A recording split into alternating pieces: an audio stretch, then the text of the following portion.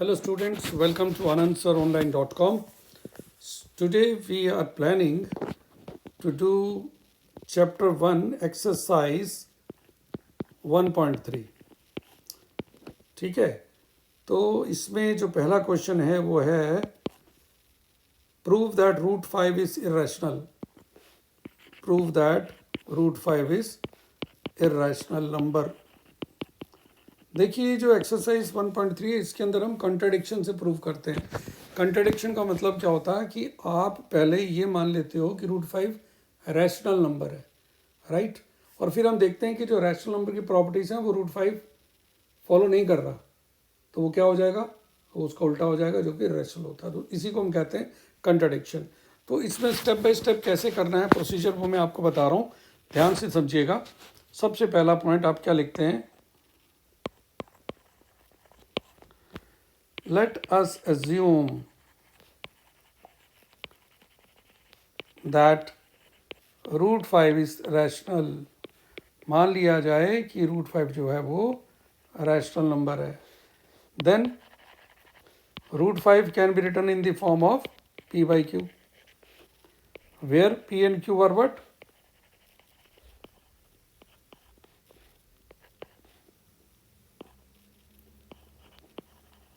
को prime integers.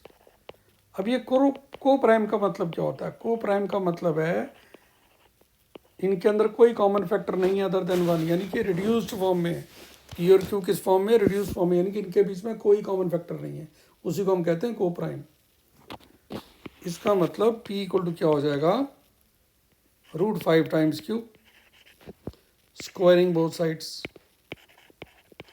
दोनों side को स्क्वायर कर देते हैं. जब मैं स्क्वायर करता हूं तो क्या होता है, लेफ्ट हैंड साइड हो जाएगा पी स्क्वायर और राइट हैंड साइड हो जाएगा 5q square. It implies p square has 5 as its factor.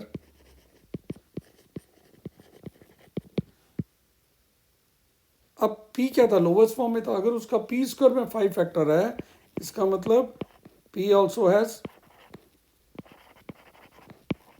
5 as its factor.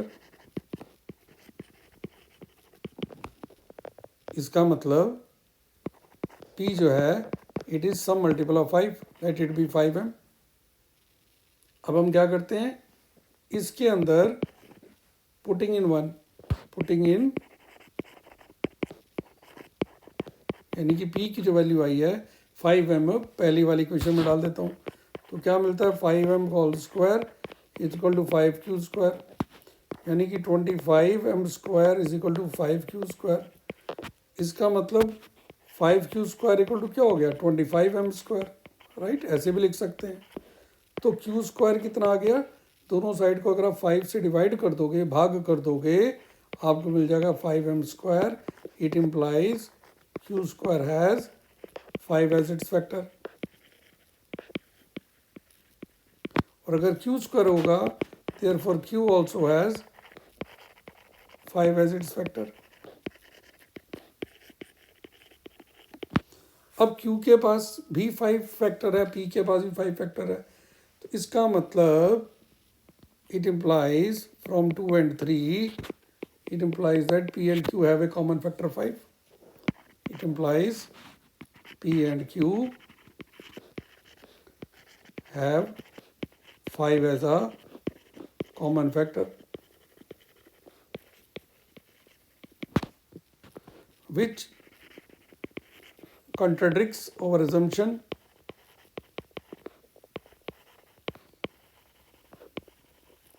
हमारी assumption क्या थी कि p और q जो है को प्राइम है, that p and q are को prime.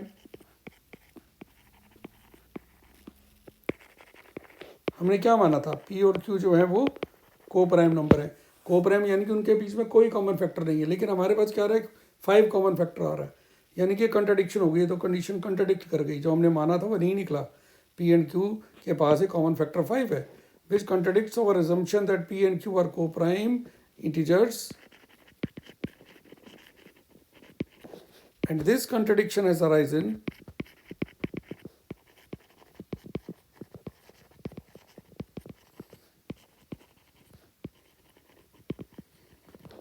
Due to over incorrect assumption. जो हमने एजम्पशन ली थी वो गलत हो गई। सो वी कंक्लूड, क्या कंक्लूजन निकलता है? That root 5 is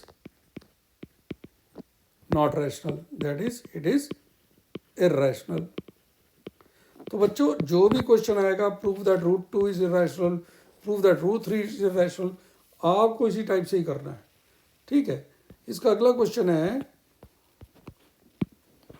question number 2, prove that 3 + 2 √5 is irrational. इसे भी कैसे करेंगे? उसी तरीके से, है ना, सॉल्यूशन या proof. Let us assume that, क्या एज्यूम कर रहे हैं? 3 + 2 √5 इज रैशनल। अगर ये रैशनल है तो 3 + 2 √5 क्या हो जाएगा? P/Q के फॉर्म में आ जाएगा, where P and Q are coprime integers, यानी कि इनका कोई कॉमन फैक्टर नहीं है अदर देन 1, है ना। तो यहाँ से अगर आप ध्यान दो, अगर मैं √5 को आइसोलेट करूँ तो क्या हो जाएगा? 2 √5 हो जाएगा P/Q - 3, यानी कि हो जाएगा P - 3Q अपॉन Q, ये हो गया 2 √5। तो √5 कितना हो जाएगा? P - 3Q over 2Q। अब ध्यान से देखो, here P, 3, Q, 2 are all integers, और इंटीजर्स को मल्टीप्लाई डिवाइड करके आपको क्या मिलता है? रैशनल नंबर मिलता है। It implies P - 3Q over 2Q is rational. It implies √5 is rational, right? But this contradicts the fact.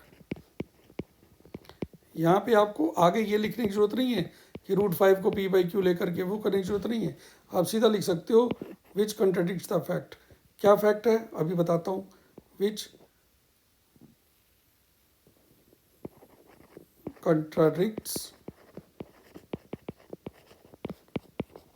the fact that √5 is irrational। आपको कैसे पता चला? क्योंकि root of any prime number is irrational. क्यों होगा? क्योंकि प्राइम नंबर का कोई फैक्टर नहीं होगा तो बाहर नहीं आएगा रूट के, राइट। रूट के बाहर कब आ सकता है? जब दो नंबर आपके पास एक जैसे होंगे तभी। जैसे √25 है, बाहर 5 आ जाएगा। √9 है, बाहर 3 आ जाएगा। √16 है, बाहर 4 आ जाएगा। √4 है, बाहर 2 आ जाएगा। लेकिन √2 है तो कुछ नहीं होगा। √2 तो irrational है, because it can not be taken out. तो but this contradicts the fact that √5 is irrational। फिर आगे आप वही लिख दोगे, this contradiction has arisen, this contradiction has arisen. क्यों आई है ये contradiction? Due to over incorrect assumption. क्या इनकरेक्ट एजम्पशन थी? That 3 + 2 √5 is rational.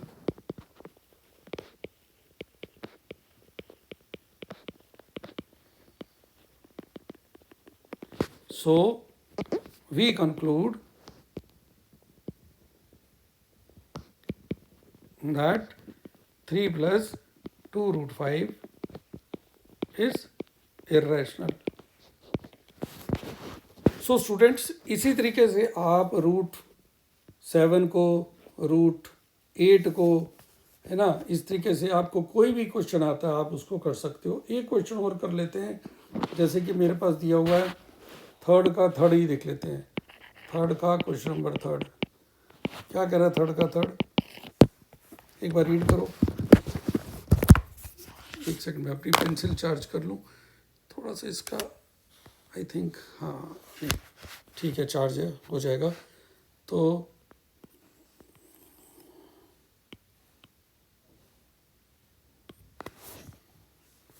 थर्ड देखते हैं, प्रूव दैट 6 + 2 √2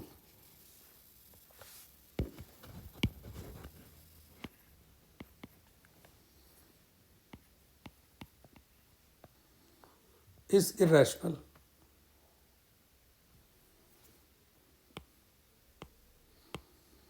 एक बार मैं इसको फिर से खोल लेता हूँ। Irrational,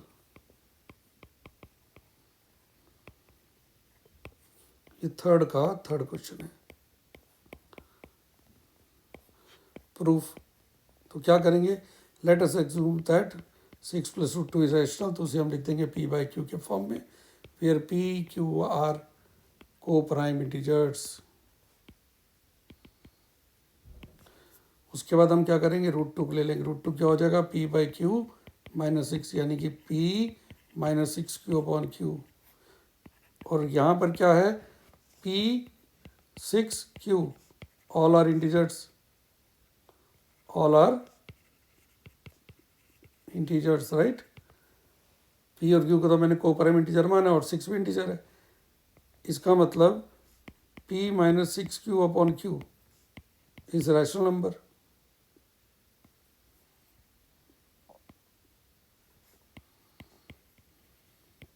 right. इंटीजर्स को सब्ट्रैक्ट करो, आपस में मल्टीप्लाई करो, डिवाइड करो, क्या मिलेगा आपको, रैशनल नंबर मिलेगा। It implies √2 is also rational, क्योंकि ये इसके इक्वल है। But this contradicts the fact